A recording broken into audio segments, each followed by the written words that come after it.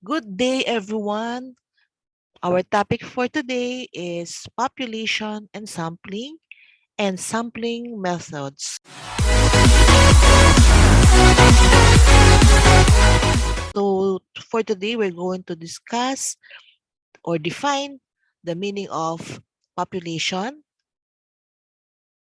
sampling, and I'm going also to share with you the different sampling methods with example.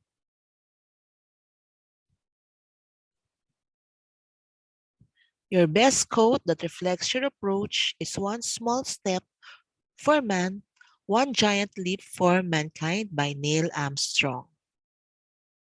Ano bang ibig sabihin ng population? Ano bang ibig sabihin ng sample? So ang population is a complete set of people with a specialized set of characteristics and a sample in a subset of the population. For example, buong population ng school mo. So each and every student in that school is included.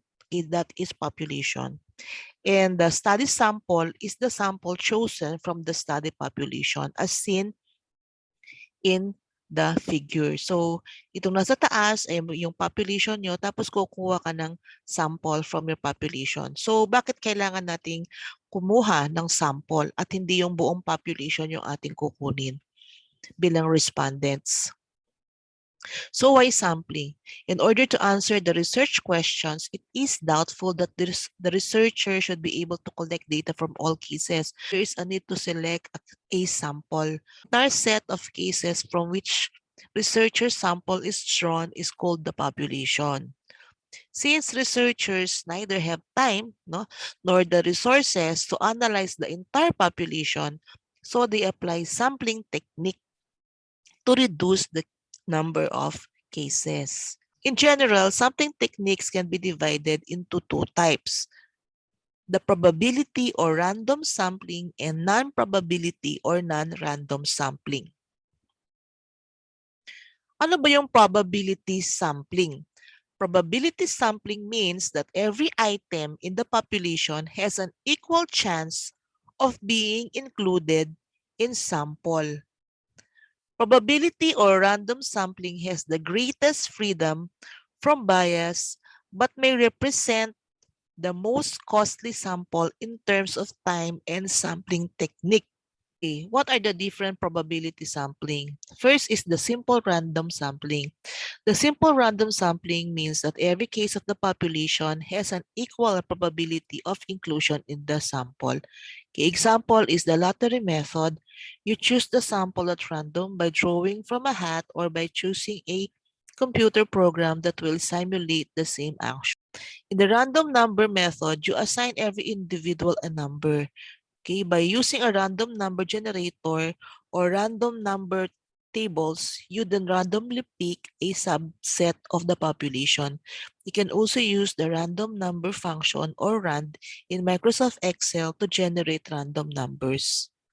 Okay, number two is the systematic sampling. It involves choosing your sample based on a regular interval. Rather than a fully random selection, it can also be used when you don't have complete list of the population. Okay. For example, if surveying a sample of consumers, every fifth consumer may be selected from your sample. The advantage of this sampling technique is its simplicity. Number three is the stratified sampling. Stratified sampling is where the population is divided into strata or subgroups, and a random sample is taken from each subgroup. A subgroup is a natural set of items. Subgroups might be based on company size, gender, or occupation, to name but a few.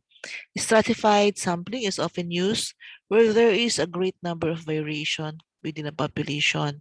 Its purpose is to ensure that every stratum is adequately represented.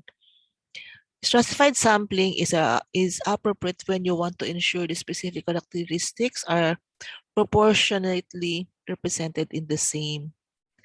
Stratified sampling is appropriate when you want to ensure that specific characteristics are proportionally represented in the sample. You split your population into strata, for example, divided by gender or race, and then randomly select from each of these subgroups. The fourth one is the cluster sampling. Cluster sampling is appropriate when you are unable to sample from the entire population. You divide the sample into clusters that approximately reflect the whole population and then choose your sample from a random selection of these clusters.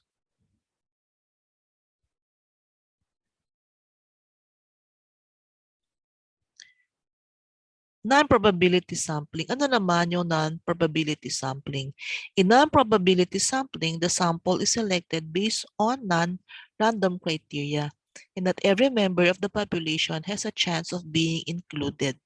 Common non-probability sampling methods include convenience sampling, voluntary response sampling, purposive sampling, snowball sampling, and quota sampling.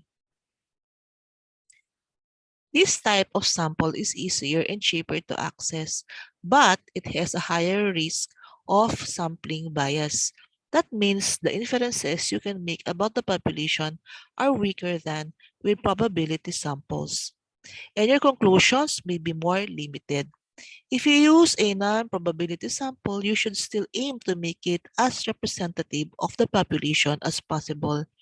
Non-probability sampling techniques are often used in exploratory and qualitative research. In this type of research, the aim is not to test a hypothesis about a broad population, but to develop an initial understanding of a small or under-researched population. Okay, what are the different non-probability sampling? The first one is the convenience sampling.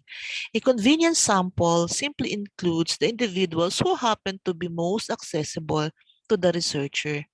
This is an easy and inexpensive way to gather initial data, but there is no way to tell if the sample is representative of the population, so it can produce generalizable results. Example of convenience sampling: you are researching opinions about the student support services in your university. So after each of your classes, you ask your fellow students to complete a survey on the topic. This is a convenient way to gather data. But as you only surveyed students taking the same classes as you at the same level, the sample is not representative of all the students at your university. Another one is the voluntary response sampling. Similar to convenience sample, a voluntary response sample is mainly based on ease of access. Instead of the researcher choosing participants and directly contacting them, people volunteer themselves. Voluntary response samples are always at least somewhat biased, as some people will inherently be more likely to volunteer than others. Example: you send out the survey to all students at your school and a lot of students decide to complete it. This can certainly give you some insight into the topic, but the people who responded are more likely to be those who have strong opinions about the student support services. So you can be sure that their opinions are representative of all students.